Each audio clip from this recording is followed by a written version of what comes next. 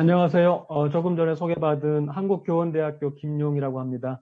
그 4개 연합학술대회에 그 초대된 것도 상당히 큰 영광이고 또 더구나 첫 번째 발표를 맡게 돼서 굉장히 부담이 있습니다. 제가 발표 자료를 공유하면서 같이 보면서 말씀을 좀 드리겠습니다. 주어진 주제가 국가교육위원회 설치 이후 교육 거버넌스 변화 및 향후 과제이기 때문에 사실은 교육의 운영 체제 전반에 관한 이야기를 드리는 게 이 주제에 걸맞는 내용이 될 것 같습니다. 그런데, 사실 이 발표 주제를, 음, 직접 작성하려다 보니까 굉장히 큰 어려움이 있었습니다. 그 어려움에 관한 이야기를 드리면 우선 이제 이 발표 주제를 선정하게 된 배경은 우리가 다 금방 이해할 수 있죠. 그러니까 국가교육위원회 설치되면 아마 교육부와 위원회 사이에 사무와 권한 경합이 이루어질 것 같고 따라 그렇게 되면 교육부 개편 논의가 불가피할 것이다. 또 그 이전부터도 교육부와 시도교육청 간 관계가 변할 것이고 이제 이른바 교육자치분권이라고 하는 일을 계속 해왔는데 위원회 설치 이후에 이 교육자치분권을 더 가속화해야 될 것이다. 또 대학 교육의 거버넌스에도 변화가 있을 것이다. 이런 이야기를 뭐 우리가 너무나 쉽게 해왔고 따라서 이제 아마 국가교육위원회 설치 이후에 교육 거버넌스 전반을 바꿔야 될 것이다. 이런 이제 문제의식이 우리들 사이에 굉장히 많아 있었던 것 같습니다. 그런데 제가 조금 고민에 빠진 게 뭐냐면 위원회가 순항할지 여부가 상당히 불투명해진 것입니다. 알고 계시는 것처럼 지난해 국가교육위원회법이 제정될 때 여야 정당이 합의 처리하지 못하고 지금 현재 여당 단독으로 법률을 제정했습니다. 그러니까 그 야당의 반대가 예상되는 것이죠. 그리고 이번에 치러진 대통령 선거는 교육 무관심 선거 또는 교육 실종 선거였고 유력한 대선 후보 누구도 위원회에 대해서 아무런 언급을 하지 않았습니다.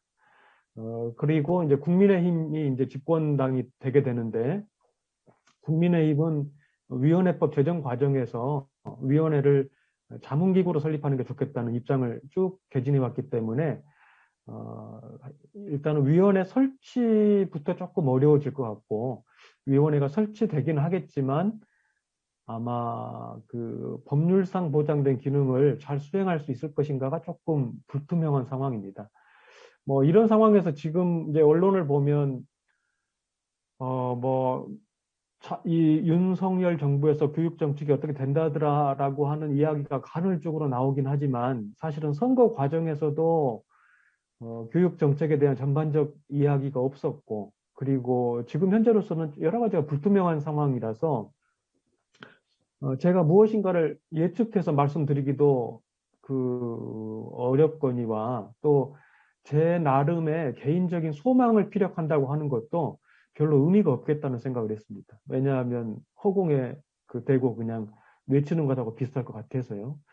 그래서 부득이하게 뭐 선거 과정에서 제기된 거버넌스 관련 쟁점은 간략하게 살펴보겠지만 이 부분보다는 어, 어떤 정당이 집권하건 간에 사실 지난 뭐 10여 년, 20년 사이에 논의가 좀 모아진 게 뭐냐면 유초중등 교육 사무를 조금 분권화하자라는 이야기는 대체로 공감대가 많이 확보돼 있거든요. 그리고 아마 차기 정부도 하지 않을까 이런 생각을 해보는데 다만 제가 느낄 때 문제는 뭔가 하면 어떤 방식으로 자치분권을 진행할 것인가에 관해서 조금 그동안에 우리가 논의가 촘촘하지 못했다는 생각을 하고 있습니다. 그래서 오늘 발표에서는 차기 정부가 무엇을 하든 간에 아마도 유초중등 교육사무에서 자치분권을 좀 하자는 데 대해서는 큰 이견이 없는 상황에서 구체적으로 어떤 방식으로 이 일을 추진해 나갈 것인가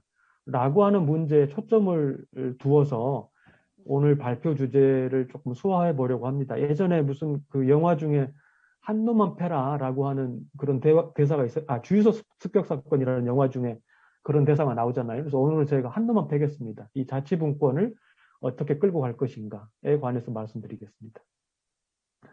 선거 과정에서 제가 볼 때 그 중요한 교육 거버넌스 개편 과정 한 세 가지 정도 제기된 것 같습니다. 하나는 유보 통합을 하자. 이거는 그 윤석열, 이재명 두 분 다 말씀을 하셨기 때문에 아마 가능성이 상당히 높아진 것 같고, 유보 통합의 경우에 그 대체로 현장의 분위기가 보건복지부보다는 교육부 주도로 취약점 교육체제를 새롭게 구축하자라고 하는 주장이 강하기 때문에 이것은 교육정책의 과제가 됩니다.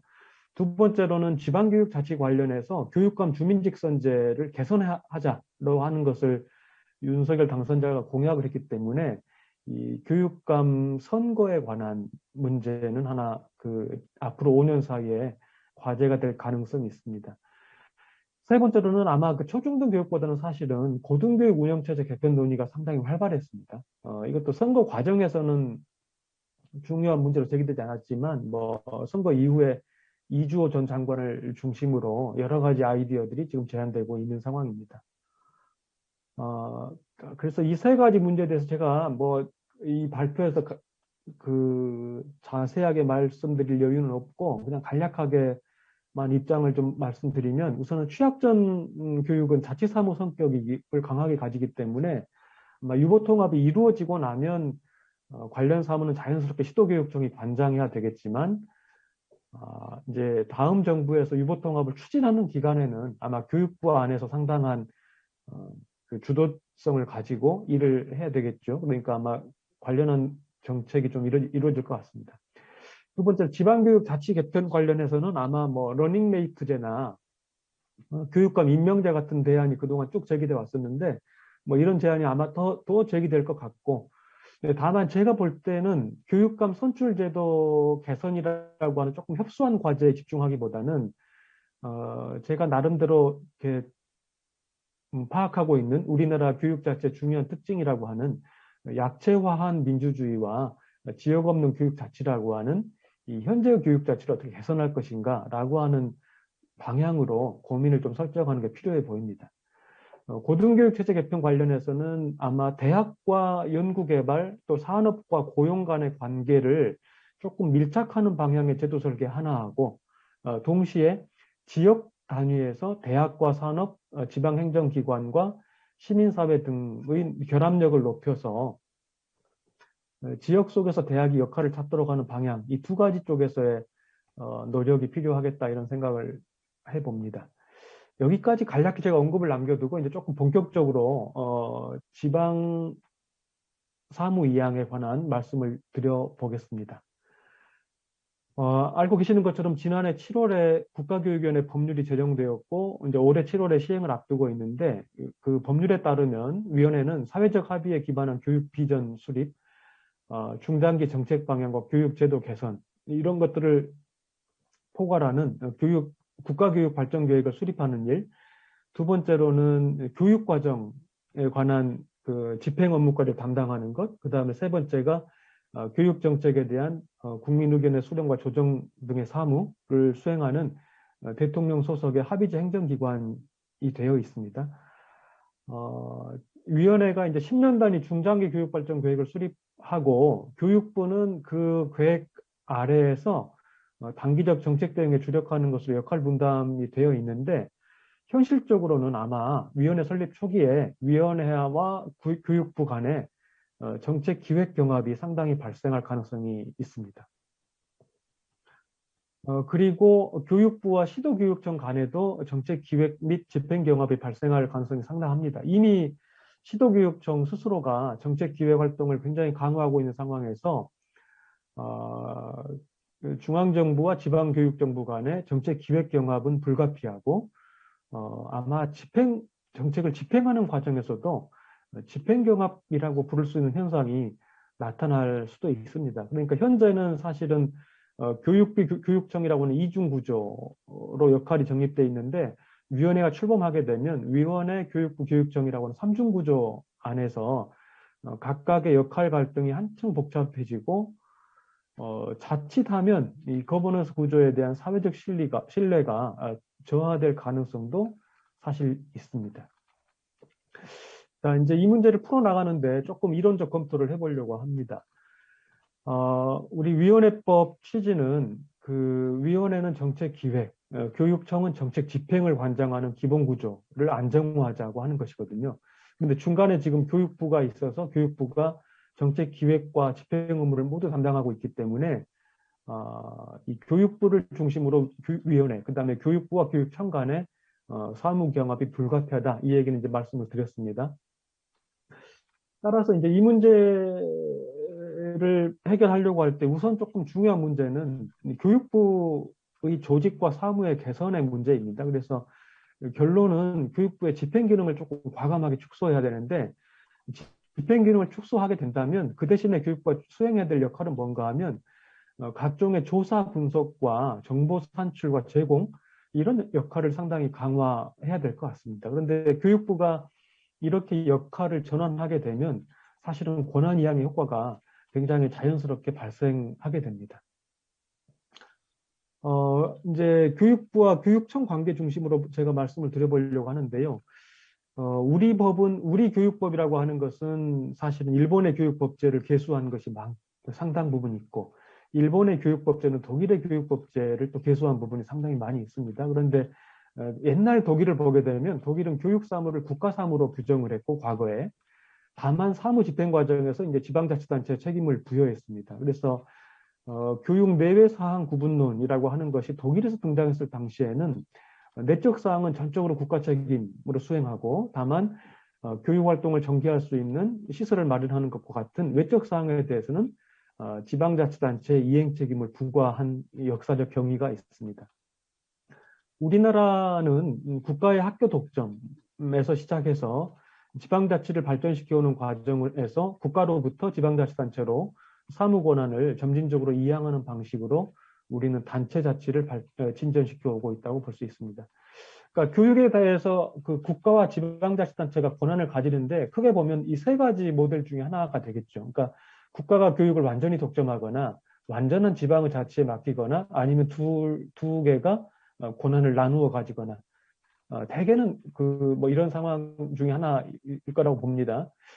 그런데 이제 이 가운데 사무를 분유하는 체제, 이 국가와 지자체가 권한을 분유하는 체제에 관해서는 일반 행정학 쪽에서 이 가운데의 경우에도 네 가지 모델이 가능하다라고 그 과거에 제안된 적이 있습니다. 그러니까 국가와 지자체가 사무와 권한을 사무를 분리하는 경우, 사무가 분리된 경우와 사무를 공유하는 경우, 그 다음에 둘의 권한이 상호 배제적인 경우와 서로 작용하는 경우로 구분을 해가지고 각각 독립형과 경쟁형, 연결형과 교환형 이렇게 구분해 본 적이 있습니다. 독립형은 국가와 지방자치단체의 사무 영역이 분리되어 있고 또 권한 행사도 상호 간 배제되어 있기 때문에 배타적이고 독립적 관계에 있습니다.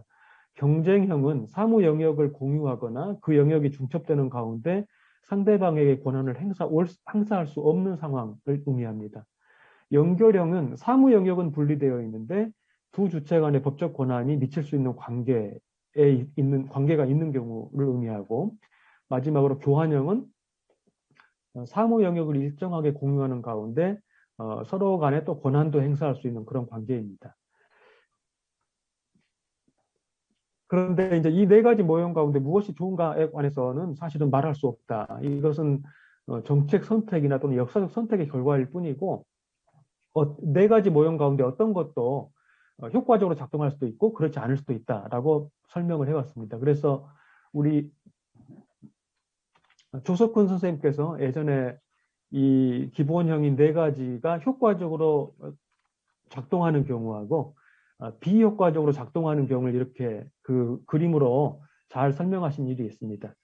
이 부분을 이제 제가 자세한 설명을 피하더라도 일테면 경쟁형의 경우에는 이게 효과적으로 작동할 때에는 서로 사무 영역이 중복되는 영역 안에서 서로에게 영향을 주는 시범자 역할을 수행하는 경우 이렇게 이제 볼 수 있고, 비효과적으로 작동하는 경우에는 중복되는 사무 영역을 뺏어오는 정복자 역할에 빠지는 그런 경우라고 볼 수 있는 것, 이렇게 설명할 수 있는데, 이렇게 네 가지 경우가 모두 효과적으로 전개될 수도 있고 비효과적으로 전개될 수도 있다, 이렇게 설명할 수 있습니다. 그러면 우리는 지금 어떤 상태인가를 보면 현행 법령은 이 교육에 관한 사무 권한을 국가와 지방자치단체에 병렬적으로 부여하고 있습니다. 제가 찾아보니까 교육기본법을 보면 국가 및 지방자치단체는으로 시작하는 일종의 공동관할 사무가 21가지 열거되어 있습니다. 그러니까 우리 법령은 현재는 지방자치권을 존중하고는 있는데 자치권이라고 하는 것이 법령의 범위 안에서 제한을 받고 있고 또 국가는 지자체에 대해서는 시정명령, 취소, 직무이행명령, 감사 등 권한을 행사할 수 있지만 지방자치단체의 경우에는 권한쟁의 심판 청구 등과 같은 소극적 방식으로 권한을 행사할 수 있을 뿐이거든요. 그러니까 우리나라의 경우에는 일단 기본적으로는 교환형입니다. 다만 학교 현장에서는 교육부가 교육청에 대한 영향력이 상당히 과다해서 이게 비효과적으로 작동하고 있다는 문제를 계속 지적해 왔잖아요. 그러니까 현실적으로는 우리나라의 교육자치는 이 교환형이 그 비효과적으로 작동하는 대리자 모형에 가깝다고 볼 수 있습니다. 근데 지금까지 우리 정부는 대리자 모형의 이 교육자치 모형을 촉진자 모형으로 전환하고자 노력을 해왔죠. 자, 그리고 이제 특히 이제 문재인 정부 들어와서는 교육에 관한 국가 사무와 자치 사무를 명확히 구분하자는 방향으로 사실은 노력을 많이 해왔습니다. 그러니까 독립형에 가깝게 가보자라고 했는데 제가 생각할 때 연방 국가의 경우에는 이런 게 뭐 현실이기도 하고 가능한데 우리나라의 경우에는 어쩔 수 없이 연교령을 기본형으로 삼아야 되지 않겠는가 이런 생각을 해보고 그러니까 이제 그 교환형에서 연교령으로 바꾸자는 방향에서 논의를 좀 해야 될 것 같고, 다만 이제 연교령이라고 하는 것은 국가와 지방자치단체의 사무 구분을 전제하지만, 지방자치단체의 사무 영역을 대폭 확대해서 국가 사무 영역에 비해서 지방자치단체의 사무 영역을 더 넓게 만들어가는 상태를 지향해야 될 필요가 있죠. 연교령의 효과적인 모형은 후견인형이라고 저희가 이제 앞에서 보았는데, 기본적으로는 교육 사무를 지방자치단체가 책임 있게 수행하되 국가가 후견자로서 이를 지지하고 지원하는 입장에 설 것을 상정하는 모형이라고 볼 수 있습니다.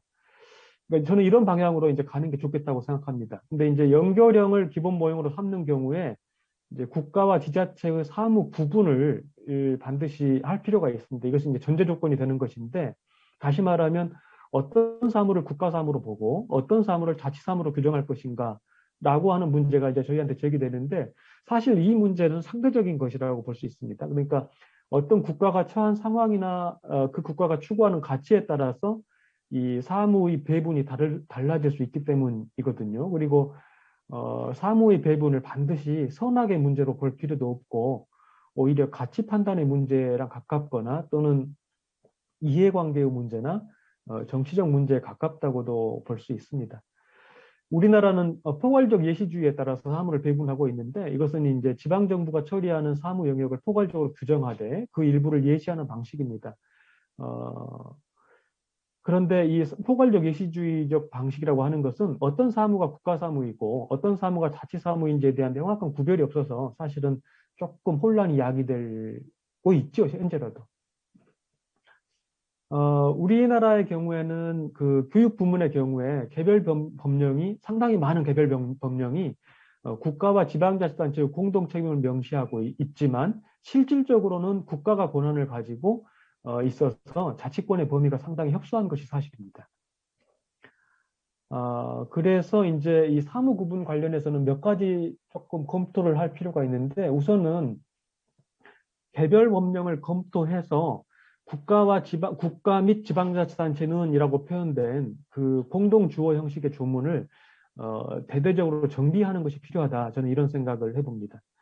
두 번째로는 교원 내 신분의 전환과 교육과정 관련 법제의 변화가 필요하다고 생각합니다. 왜냐하면 사실 문재인 정부에서 교육자치분권을 상당히 열심히 추진했는데 학교에 계시는 선생님들은 거의 체감하지 못한다고 말을 하거든요. 이게 뭐가 달라졌는지 모르겠다. 근데 그 교사들이 현장에서 자치분권을 체감하려고 하면 교직원 인사에 관한 문제하고 그다음에 교육과정에 관한 문제 두 가지가 상당히 중요한 주제가 되는데 국가공무원 신분을 계속 유지한 채로는 저는 지방교육 자체의 진전이 어렵다고 생각합니다. 그래서 교원을 지방직화하는 경우에 교육감의 인사권 발휘가 대폭 확대되고 또 자치의 체감도가 높아질 것으로 생각합니다. 국가교육과정 관련 법제의 경우에도 사실은 우리나라는 국가교육과정 이퀄 학교교육과정으로 구성되어 있는데 영국의 법제를 보게 되면 국가교육과정이 학교교육과정의 하위 범주에 속하게 되어 있습니다. 이런 식으로의 입법적 개선을 하거나 아니면 국가교육과정의 법적 성격을 일본의 학습지도 요령이 처음 나타났을 때 학습지도 요령의 법적 성격을 지도조언 문서라고 규정한 적이 있거든요. 이 지도조언 문서로 규정하게 되면 저는 상당히 현장에서의 변화가 있을 거라고 생각합니다. 자, 그런데 이제 그러면 어떻게 그 자치 그 사무 권한을 이양할 것인가에 관한 구체적인 방법론을 좀 검토를 해보겠습니다.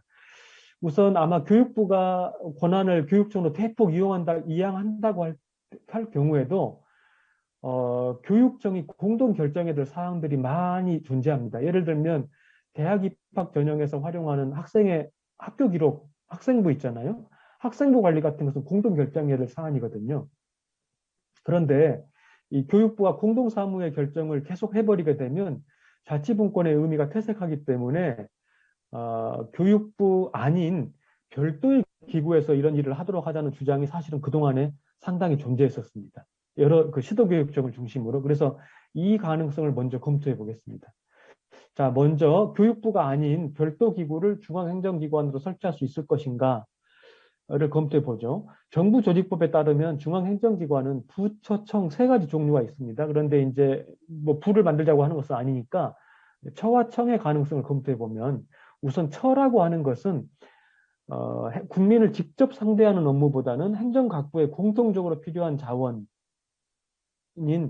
인사, 홍보, 법제, 예산 등을 지원하는 기관이거든요. 그러니까 이렇게 본다면 학교 교육에 관한 사항은 행정각부에 공통적으로 필요하거나 영향을 미치는 것이 아니기 때문에 처의 조직 성격과는 부합하지 않습니다.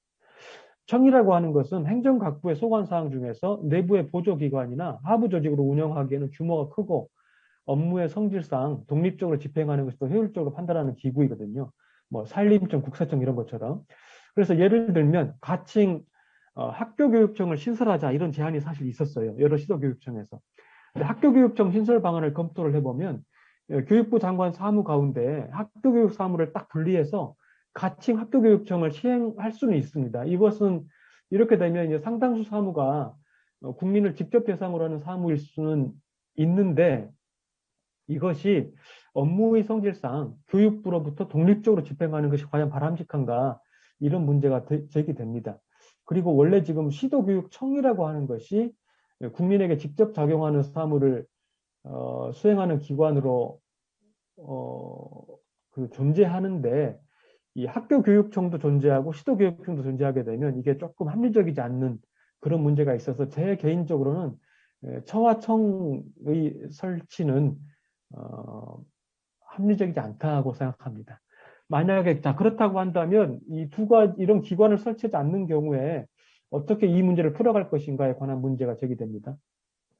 우선은 과도기적으로 저는 그 교육부 교육청 관계의 근본적 전환을 위한 전제 조건을 좀 만들어야 될 것 같습니다. 그래서 우선은 법률 정비하는 게 상당히 중요한 과제입니다. 그래서 아까 말씀드린 국가와 지방자치단체의 역할을 명확하게 구분해 주는 것 이런 게 좀 필요하고 그러니까 국가와 지방자치단체가 병행 표기된 조문을 최소화해야 됩니다.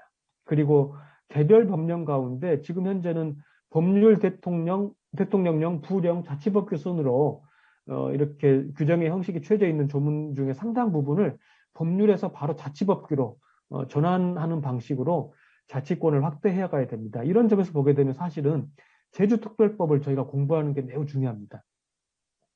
제주특별법상의 교육 특례 조항들이 많이 있거든요. 제주특별법은 대체로 이런 구조예요. 법률에서 자치법규로 직접 위임하는 구조입니다.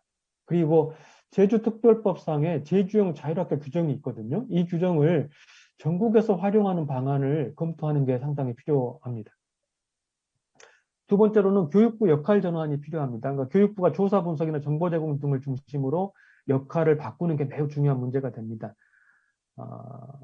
이런 것 과제가 있고 아까 이제 교원과 교육과정 관련 그 제도 정비를 말씀을 드렸습니다. 자, 이런 전제 조건이 만들어진다고 할 때, 제가 볼 때 이 자치사무를 이양하는 데서 상당히 중요한 기구가 교육감 협의회가 될 것 같습니다. 왜냐하면, 국교위가 설립되고, 교육부로부터 사무 권한 이양이나 위임이 이루어지면, 시도교육청 위상과 역할이 상당히 제고될 것이거든요. 그러면, 이 과정에서 이제 협력해서 수행할 사무, 공동으로 교육청들이 이 사무를 현재 교육감회가 직접 관장할 것인지 아니면 교육감회와는 별개의 별도 기관을 설립해서 하도록 할 것인지 이 부분을 조금 제가 나누어서 검토할 필요가 있습니다. 별도 기관을 설립하지 않는다고 한다면 저는 우선은 협의회 명칭을 전국 시도교육감회로 변경을 하고 변경을 하는 게 필요하다. 왜냐하면 변경하는 게 대표성을 강화하는 효과를 발생시키거든요. 그 다음에 교육감회를 법인으로 전환하는 게 필요합니다. 물론 법인으로 전환하는 데에는 양론이 존재합니다. 그러니까 우선은 법인으로 전환하게 되면 교육부로부터 이양받는 사무를 법인이 주체가 되어서 추진할 수 있게 됩니다. 반면에 이양 사무는 기본적으로 지방 독자적으로 추진하는 사무로 전환되는 것인데 공동 추진을 강조하게 되면 지방교육자치의 정신이 훼손될 가능성이 있고 또 교육감회의 결정에 그러니까 교육감회 회원인 교육감이 기속되게 되면 교육감이 교육감회와 지방의회의 이중 통제를 받게 되는 이런 문제가 존재합니다. 그래서 이 문제를 어떻게 풀 것인가 조금 과제입니다. 그 다음에 교육감회를 법인으로 전환한 다음에 행정권한의 위임 및 위탁에 관한 규정을 개정해가지고 교육감회를 수탁기관으로 지정할 수 있습니다. 이렇게 해서 이 교육감회를 수탁기관으로 지정한 다음에 공동사무를 수행해가는 경험을 쌓도록 하는 일이 상당히 중요하다고 생각합니다. 이 부분이 아마 상당히 많이 진전되게 되면 교육감회라고 하는 것이 독일의 주교육부 장관 회의 KMK와 같은 역할을 수행하게 될 것이거든요. 그러니까 이 KMK가 조정기관으로서의 역할을 앞으로는 수행할 가능성이 있습니다. 교육감회가. 이런 생각을 해볼 수 있습니다. 두 번째는 교육감회와는 별개의 독립기관을 만들어 보는 것입니다. 협력사무를 수행할 수 있는. 근데 이 독립기관의 법적 성격 관련해서 세 가지 가능성을 생각해 볼 수 있는데 하나는 지금 이제 시행되는 지방자치법 전부 개정 법률상의 특별지방자치단체로 생각해 볼 수 있는데 이것은 이제 이 별도 설립되는 기관이 지자체로부터 완전 독립되는 구조라서 지금 현재로 조금 어려운 것 같습니다.